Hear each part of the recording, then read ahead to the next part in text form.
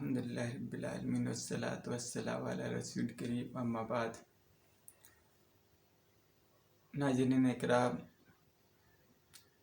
ایک مسئلہ میرے سامنے آیا جس میں ایک مفتی صاحب نے یہ فتویٰ دیا کہ اگر کسی عورت کا دودھ کوئی بچہ چاہے ایک گھونٹ ہی پی لے یا ایک بار پی لے تو اس کی لڑکی سے نکاح کرنا حرام ہو جائے گا۔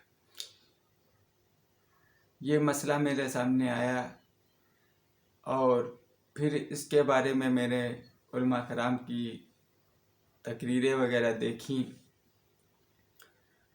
تو انہوں نے تمام سارے مسائل بیان کیے۔ آپ دیکھیں کہ کس طریقے سے انہوں نے بیان کیا، کیونکہ اللہ تعالیٰ قرآن مجید میں فرماتا ہے کہ جب کسی عورت کا دودھ پیا جائے تو اس کی وہ رضاعی بہن ہو جاتی ہے۔ یہ مسئلہ قرآن مجید میں درپیش ہے، اور ان کا مسئلہ اسی تعلق سے ہے کیونکہ اللہ تعالیٰ نے اس میں شرط نہیں رکھی ہے کہ کتنی بار دودھ پلایا جائے، یہ شرط نہیں، بلکہ یہ ہے کہ کسی عورت کا دودھ پی لے تو اس کی لڑکی سے نکاح کرنا اس کے لیے حرام ہو جائے گا۔ اگر کوئی لڑکا جو نکاح کرنا چاہتا ہے اس کی ماں کا دودھ پیا ہے تو اس کی بیٹی ہو یا بیٹا ہو یا وہ بیٹی ہو تو اس کے نکاح کرنا حرام ہو جائے گا۔ اسی تعلق سے جب مفتی صاحب نے مسئلہ بیان کیے، پوچھا گیا تو انہوں نے بیان کیا کہ خواہ ایک گھونٹ ہی پیے، پھر اس کے اوپر وہ اس کی رضاعی ماں ہو جائیں گی، اس کی لڑکی سے نکاح کرنا حرام ہو جائے گا۔ اس طریقے سے انہوں نے مسئلہ رکھا۔ ہم دیکھتے ہیں کہ مفتی صاحب نے جو مسئلہ دیا ہے اس میں عجیب و غریب انہوں نے باتیں بتائیں۔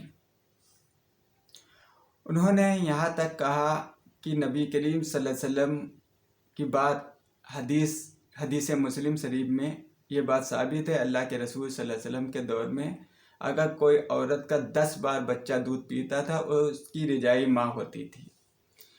پھر حضرت عائشہ رضی اللہ تعالیٰ عنہ سے یہ حدیث مروی ہے اور انہوں نے کہا یہ مسئلہ منسوخ ہو گیا، پھر 5 بار رہا اور 5 بار اسی پر عمل ہوتا رہا، یہاں تک کہ اللہ کے رسول صلی اللہ علیہ وسلم دنیا سے تشریف لے گئے، یعنی آپ صلی اللہ علیہ وسلم تک انتقال ہو گئے، آپ یہاں سے چلے گئے اور مسئلہ یہی رہا۔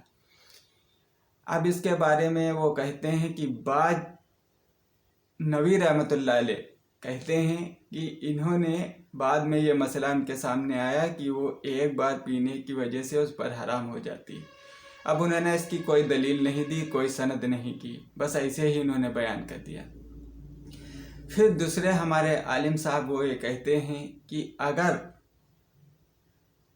نبی کریم صلی اللہ علیہ وسلم کی بات خبر واحد ہے اور فقہ کے اصول کے حساب سے خبر واحد قرآن کے اوپر مقدم نہیں ہوتی، یعنی قرآن مجید میں اللہ تعالیٰ ارشاد فرماتا ہے اور نبی کریم صلی اللہ علیہ وسلم خبر واحد ہیں، اس وجہ سے ان کی دلیل نہیں بنتی۔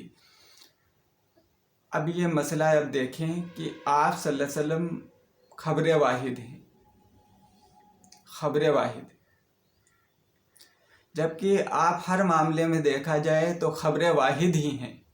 کوئی معاملہ ہو تو آپ خبر واحد ہیں، کس وجہ سے؟ آپ صلی اللہ علیہ وسلم کو اگر اللہ تعالیٰ نے کوئی حکم دیا اور آپ کو جبریل علیہ السلام آ کر وہ مسئلہ بیان کیا تو آپ تو اس کے صحابہ کو بتایا تو خبر واحد ہی تو ہے۔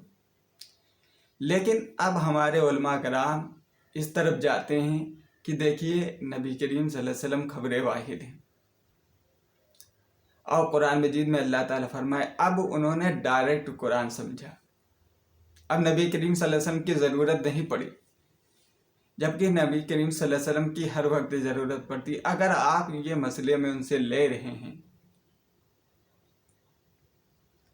اس مسئلے میں آپ ڈائریکٹ قرآن لے رہے ہیں تو تمام مسائل آپ قرآن کو لیجیے، تمام مسائل جو بھی ہیں قرآن مجید میں اللہ تعالیٰ نے ارشاد فرمایا آپ ڈائریکٹ اس میں لیجیے۔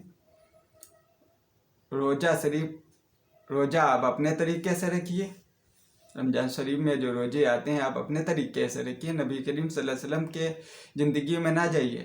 اذان نبی کریم صلی اللہ علیہ وسلم کی زندگی میں ہوتی تھی، سیرت میں ہوتی تھی، بلکہ قرآن مجید میں اذان کا کوئی تذکرہ نہیں، آپ اذان کو وہاں کیوں نہ رکھتے ہیں؟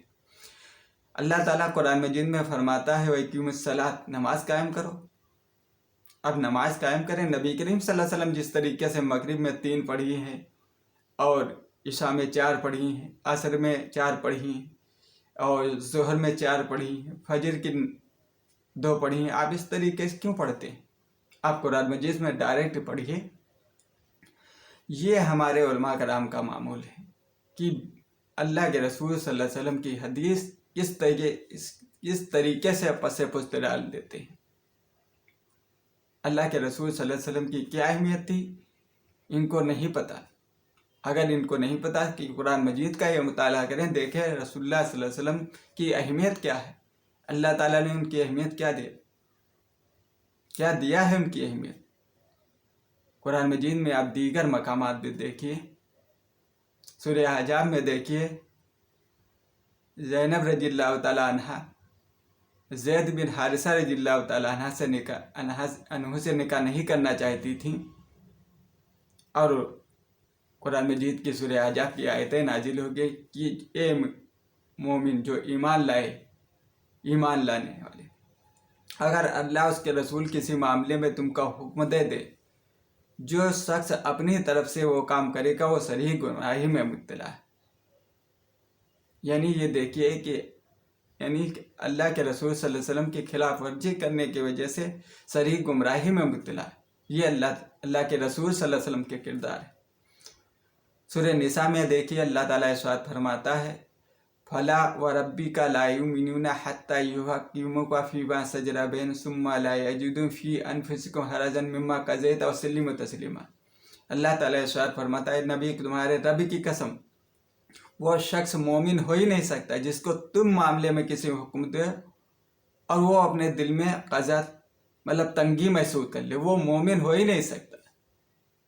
یہ دیکھیے اللہ کے رسول صلی اللہ علیہ وسلم کا یہ مقام و مرتبہ۔ قرآن مجید میں کس مقام آپ دیکھیں، آپ صلی اللہ علیہ وسلم کے بارے میں اللہ تعالیٰ کہیں یا ایھا النبی انا ارسلناک شاہدا ومبشرا ونذیرا وداعیا الی اللہ بإذنہ وسراجا منیرا۔ ہم نے تمہارے درمیان ایک نبی بھیجا ہے جو خوشخبری سنانے والا ہے اور بشارت دینے والا ہے، جنت کی بشارت دینے والا ہے۔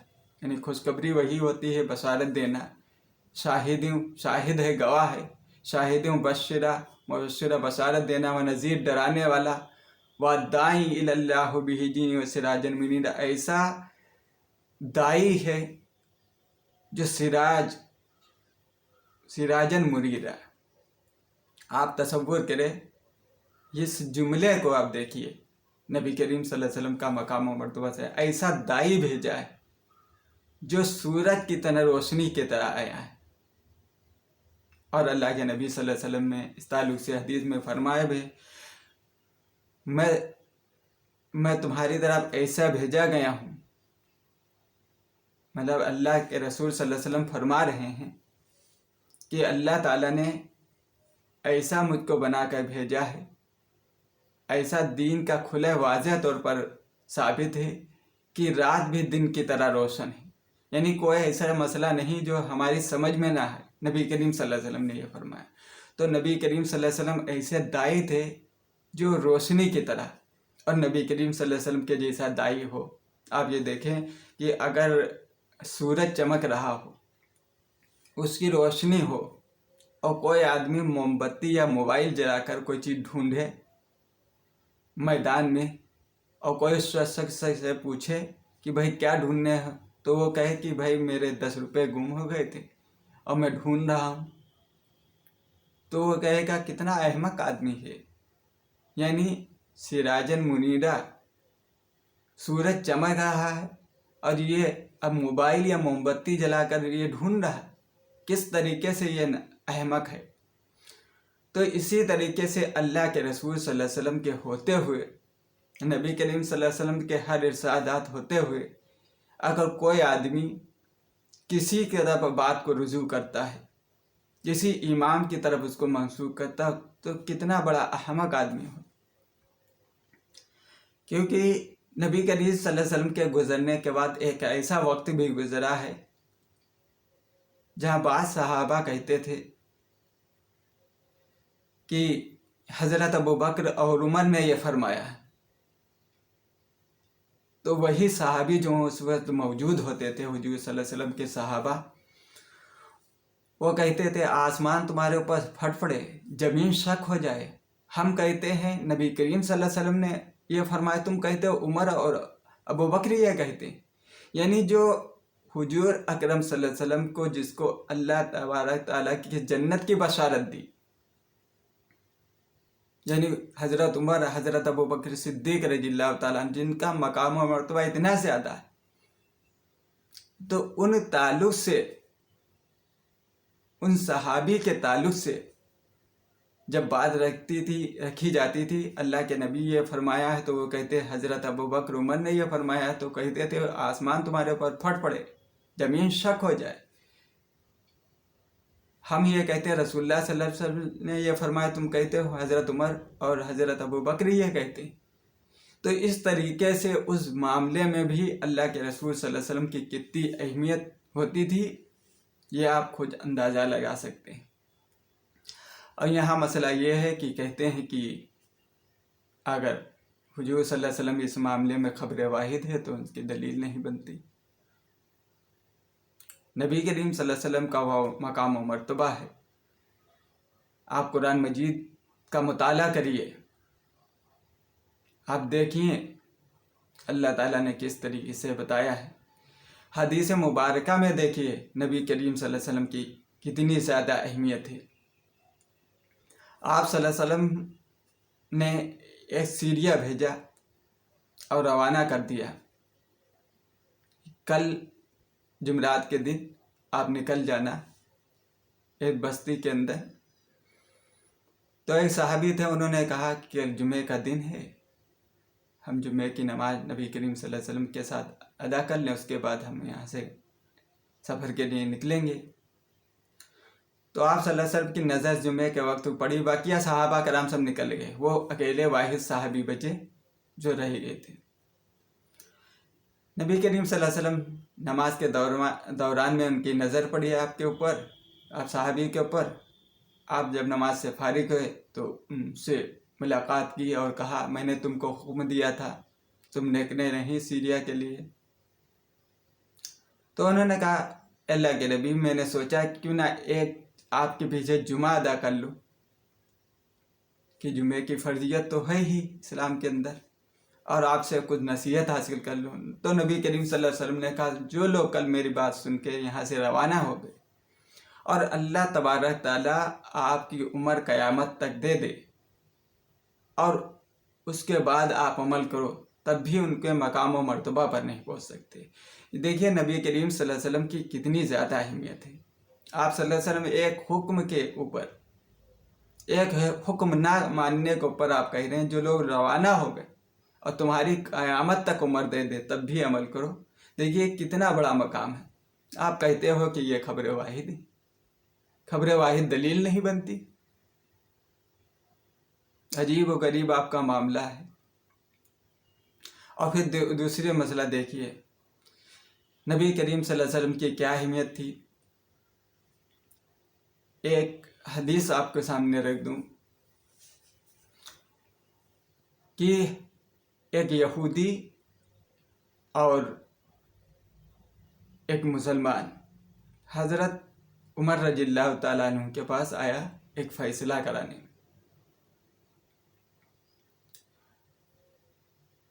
और दोनों वहाँ पर लाए, दोनों आए और हज़रत उमर रज़ियल्लाहु ताला अन्हु से कहा कि हम आपके पास ज़मीन के मामले में फ़ैसला कराने लाए हैं। तो हज़रत उमर रज़ियल्लाहु ताला अन्हु ने दोनों की बात सुनी और मसले का फैसला करने जा रहे थे। यहूदी बोल पड़ा, सोच समझ के फैसला कीजिए, नबी करीम सल्लल्लाहु अलैहि वसल्लम इस मामले में फैसला कर चुके हैं। हज़रत उमर रज़ियल्लाहु ताला अन्हु काँप गए کہ نبی کریم صلی اللہ علیہ وسلم اس معاملے پہ فیصلہ کر چکے ہیں، یہ ہمارے پاس لایا۔ تو حضرت عمر رضی اللہ تعالیٰ عنہ نے کہا فیصلہ کس کے حق میں کیا؟ تو یہودی نے کہا میرے حق میں، اور کہا مسلمان سے نبی کریم صلی اللہ علیہ وسلم نے فیصلہ کیا، تم نے نہ مانا اور میرا فیصلہ مان لو گے؟ تو اس مسلمان نے کہا بے شک میں مان لوں گا، آپ مسلمانوں کے حق میں زیادہ بہتر ہیں۔ حضرت عمر رضی اللہ تعالیٰ عنہ اندر گئے اور تلوار لے کر آئے اور مسلمان کی گردن مار دی اور کہا جو اللہ کے رسول صلی اللہ علیہ وسلم کا فیصلہ نہ مانے وہ مومن نہیں ہو سکتا، اور اس کی گردن مار دی۔ اس کے بعد مدینے کے اندر یہ کوہرام مچ گیا کہ حضرت عمر رضی اللہ تعالیٰ عنہ مسلمانوں کی گردن مارنے لگے، اس پر قصاص لیا جائے۔ بعض روایتوں میں آتے ہیں، جو میں نے سورہ نساء کی آیت پڑھی تھی فَلَا وَرَبِّكَ لَا يُؤْمِنُونَ، جو پڑھی تھی، اسی تعلق سے کہ اللہ تعالیٰ فرماتا ہے نبی وہ مومن ہو ہی نہیں سکتا جس کو کسی معاملے میں تم حکم دو اور اپنے دل میں تنگی محسوس کر لے۔ بعض حضرات بتاتے ہیں یہ پھر حضرت عمر رضی اللہ تعالیٰ عنہ کا یہ مسئلہ حل ہو گیا، اور ان کی جان نہیں تو یہ سمجھا جاتا تھا مدینے کے اندر کہ آپ حضرت عمر رضی اللہ تعالیٰ عنہ کی گردن مار دی جائے گی کیونکہ مسلمان کا قتل کیا، لیکن اللہ تعالیٰ اس چیز کو الگ کیا کہ جو اللہ کے نبی صلی اللہ علیہ وسلم کا فیصلہ نہ مانے وہ مومن نہیں ہو سکتا۔ اسی تعلق کے حضرت عمر رضی اللہ تعالیٰ عنہ کا وہ معاملہ دیکھیے کہ نبی کریم صلی اللہ علیہ وسلم کی کتنی اہمیت ہو جاتی ہے، اس سے سمجھیے۔ حضرت عمر رضی اللہ تعالیٰ عنہ نبی کریم صلی اللہ علیہ وسلم کی مجلس میں تشریف لائے اور تمام سارے صحابہ کرام آپ کے ارد گرد بیٹھے ہوئے تھے، اور اس میں حضرت ابوبکر صدیق رضی اللہ تعالیٰ عنہ بھی موجود تھے۔ نبی کریم صلی اللہ علیہ وسلم کے پاس حضرت عمر رضی اللہ تعالیٰ عنہ ایک توریت کا ورق لے کر آئے اور کہا مجھے اللہ کے رسول اس میں کچھ اچھی باتیں معلوم ہوتی ہیں۔ تو انہوں نے اس پنے کو، اس ورق کو پڑھنا شروع کر دیا۔ جیسے وہ پڑھ رہے تھے سر نیچے کر کے، اور حضرت صلی اللہ علیہ وسلم کے اوپر ان کی نظر نہیں گئی، لیکن حضرت ابوبکر صدیق رضی اللہ تعالیٰ عنہ نے کہا اے عمر رونے والی تجھ پر روئے، نبی کا چہرہ نہیں دیکھ رہا؟ اور حضرت عمر رضی اللہ تعالیٰ عنہ نے جب سر اٹھایا تو دیکھا نبی کریم صلی اللہ علیہ وسلم کا چہرہ غصے سے سرخ ہو گیا تھا، اور دیکھا تو کانپ گئے، کہیں اعوذ باللہ من غضب اللہ و غضب رسول، ہم اللہ کے غضب سے پناہ مانگتے ہیں، رسول کے غضب سے اللہ کے پناہ مانگتے ہیں۔ اور آگے کہا ہمیں اسلام کے دین ہونے پر راضی ہو گیا اور نبی کریم صلی اللہ علیہ وسلم کے رسول ہونے پر راضی، دین اسلام ہونے پر راضی ہو گیا اور نبی کریم صلی اللہ علیہ وسلم کے رسول ہونے پر راضی ہو۔ یہ آپ صلی اللہ علیہ وسلم کے غصے کی حالت جو دیکھی تو نبی کریم صلی اللہ علیہ وسلم کی، تو انہوں نے یہ الفاظ کہے۔ اس کے بعد آپ صلی اللہ علیہ وسلم نے کہا اے سنو عمر، اس وقت اگر بنی اسرائیل کے سب سے بڑے پیغمبر موسیٰ بھی اگر آ جائے اور تم مجھے چھوڑ کر ان کی پیروی کرنے لگو، سوا سبیل، سیدھے راستے سے بھٹک جاؤ گے۔ دیکھیے اللہ کے نبی صلی اللہ علیہ وسلم فرما رہے ہیں اگر مجھے چھوڑ کر تم ان کے پیروی کرو، جبکہ بڑی اسرائیل کے سب سے بڑے نبی ہیں موسیٰ علیہ السلام، جس کو آپ دیکھیں قرآن مجید میں بہت سی صورتوں میں، لگ بھگ صورتوں میں ان کا تذکرہ ہے، چند صورتیں 30ویں پارے کے چھوڑ کے، باقی اکثر ان کا صورتوں میں موسیٰ علیہ السلام کا تذکرہ ہے، ذکر موجود ہے۔ تو سیدھے راستے سے بھٹک جاؤ گے، یہ جملہ کہہ دیتے تو چلو موسیٰ علیہ السلام کی طرف کوئی چلا جائے اور نبی کریم صلی اللہ علیہ وسلم کو چھوڑ دے تو بات ٹھیک تھی، غلط تھی، لیکن انہوں نے جو آخری جملہ کہا وہ یہ کہا کہ اگر موسیٰ بھی آ جائیں اور اس وقت اگر وہ ہماری اتباع نہ کریں تو وہ بھی گمراہی میں مبتلا ہے۔ یعنی اگر ان کا نجات مل سکتی ہے کس چیز سے، جہنم سے نجات اگر مل سکتی ہے، تو جب تک وہ ہماری پیروی نہیں کریں ان کی بھی نجات نہیں ہو سکتی۔ آپ یہ دیکھیں کہ آپ کہاں کھوئے ہوئے ہیں۔ ایک نبی، ایک رسول، ایک معزز بہت اعلیٰ درجے کا رسول، جب وہ نبی کریم صلی اللہ علیہ وسلم کی پیروی سے اس کی نجات مل سکتی ہے، تو آپ کسی امام جو صحابی سے بہت دور ہے، امام ابو حنیفہ رحمۃ اللہ علیہ نے یہاں تک کہا اجا صحت الفوا حدیثی اجا سہل حدیثہ فوا مذہبی، جب صحیح حدیث مل جائے تو وہی میرا مذہب۔ ان سے کسی ان کے شاگرد میں پوچھا اگر آپ کی بات قرآن کے بات ٹکرا جائے تو ہم کس کی بات لیں؟ تو انہوں نے کہا قرآن کی بات لینا ہے، ہم کون ہوتے ہیں؟ انہوں نے کہا اگر رسول کی بات تم سے ٹکرا جائے تو کس کی بات لینا ہے؟ تو کہا رسول کی بات لینا ہے، میں کون ہوتا ہوں؟ پھر اس کے بعد صحابہ کے معاملہ آیا تو کہا صحابہ کی بات آپ کی بات سے ٹکرا جائے تو کس کی بات لینا ہے؟ انہوں نے کہا صحابی کی بات لینا ہے۔ پھر اس کے بعد تابعین کے بارے میں بات آئی تو انہوں نے کہا کہ دیکھیے تابعین میں بھی ہوں۔ پھر یہی نہیں کہا تابعین میں ہوں وہ بھی تابعین ہے، اگر اس کی بات ملے میری لینا، بلکہ یہ انہوں نے کہا کہ اگر جو بہتر بات ہے وہ لینا، تب بھی نہیں کہا۔ یہ امام ابو حنیفہ رحمۃ اللہ علیہ کو قول ہے اس طریقے سے کہ آپ کس طریقے سے جب صحابی کی بات چلنے والی نہیں، نبی کی بات چلنے والی رہی، رسول کی بات چلنے والی نہیں، آپ اماموں کی بات چلا رہے ہیں، کہاں کہ یہ انصاف ہے؟ اور آپ نبی کریم صلی اللہ علیہ وسلم کا مرتبہ دیکھنا چاہتے ہیں؟ ایک حدیث آپ کے سامنے پیش کر دوں، اس کی آپ صلی اللہ علیہ وسلم کی اہمیت معلوم ہو جائے گی۔ نبی کریم صلی اللہ علیہ وسلم سے ایک صحابی نے پوچھا اے اللہ کے رسول آپ کو نبی کب بنایا گیا؟ نبی کریم ارشاد فرماتے ہیں کہ 2 فرشتے میرے پاس آئے، ایک آسمان میں معلق ہو گیا، دوسرا زمین میں میرے سرہانے اتر آیا۔ آسمان والا فرشتہ پوچھ رہا یہ وہی نبی ہیں؟ تو نیچے والا فرشتہ کہتا ہاں یہ وہی نبی۔ تو نبی کریم صلی اللہ علیہ وسلم فرماتے ہیں اس فرشتے نے آسمان والے پر حکم دیا نیچے والے اس کو تولو، ترازو میں تولو۔ تو نبی کریم صلی اللہ علیہ وسلم فرماتے ہیں مجھے رکھا گیا اور میرے برابر 2 آدمیوں کو رکھا گیا تو میرا وزن بھاری۔ اس کے بعد کہا 10 آدمی رکھے گئے، مجھے رکھا گیا، میرا وزن بھاری۔ اس کے بعد نبی کریم صلی اللہ علیہ وسلم فرماتے ہیں 100 آدمی رکھے گئے، مجھے رکھا گیا، میرا وزن بھاری۔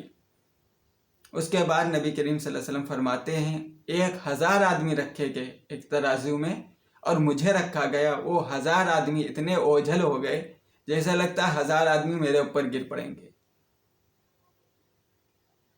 تو اوپر والا فرشتہ کہنے لگا رہنے دو، ان کا وزن تو ایسا ہے کہ پوری امت کے ساتھ تولو تب بھی ان کا وزن بھاری ہے۔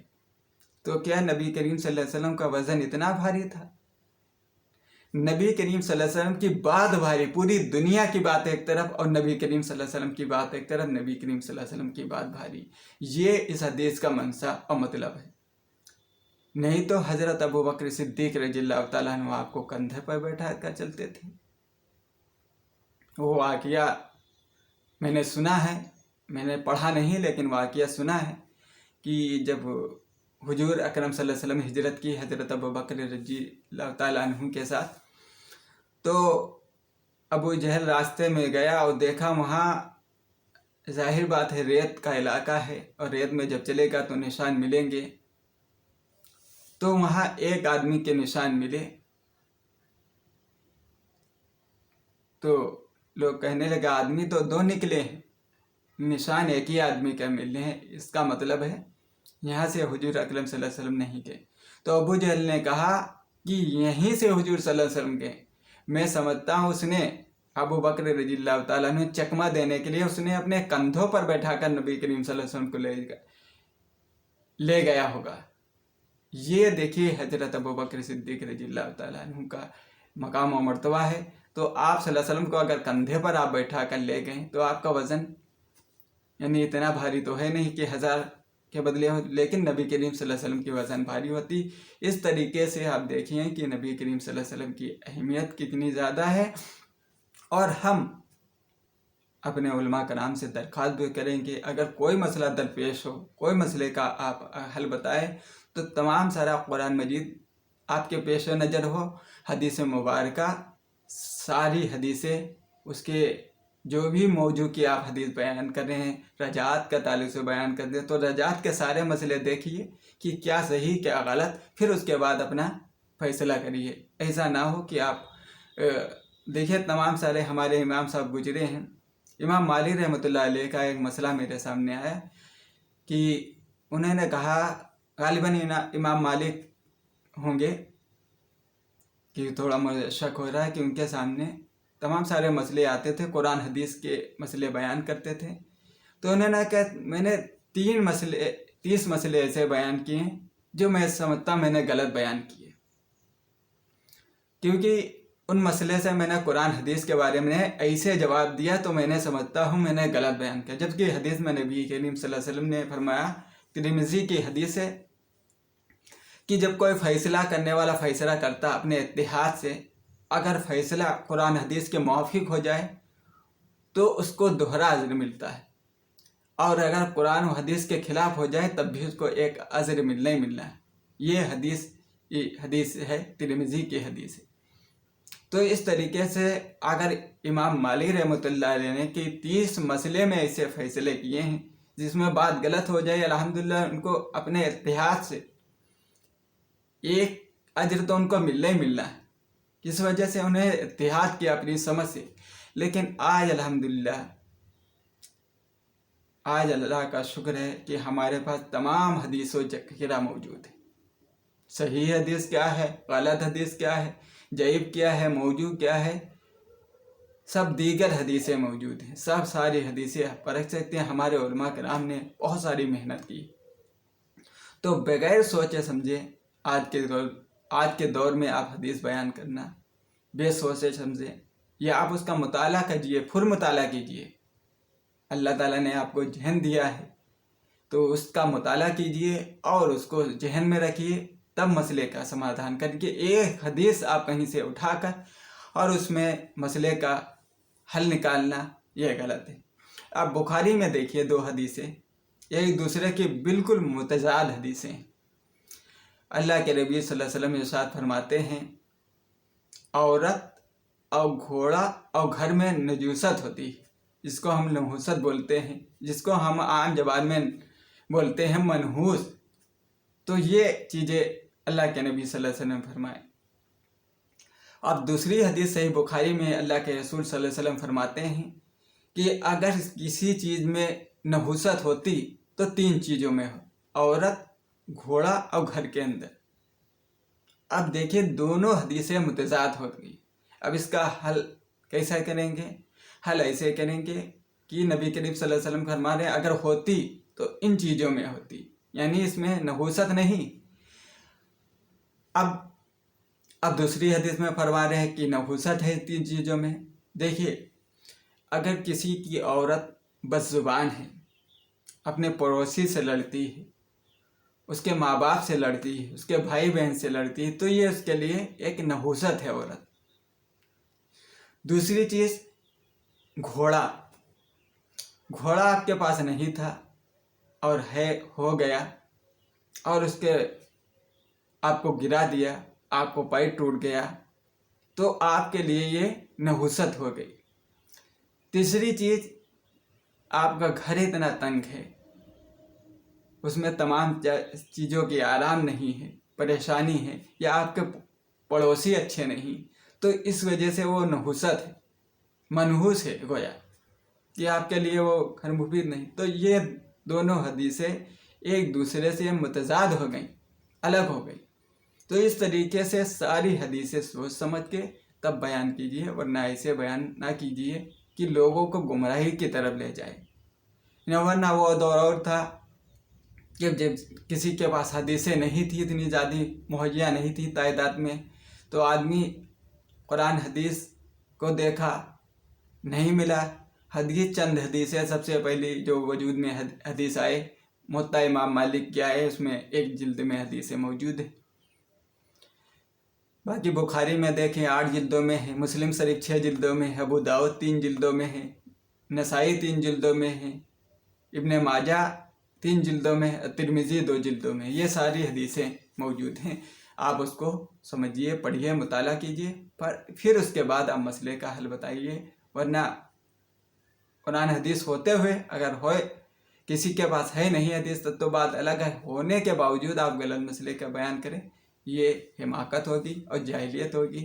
اللہ تعالیٰ سے دعا، اللہ تعالیٰ ہم سبھی کو قرآن و حدیث پر صحیح سمجھنے اور اس پر عمل کرنے کی توفیق عطا فرما۔ وآخر دعوانا الحمدللہ رب العالمین۔ السلام علیکم ورحمۃ اللہ وبرکاتہ۔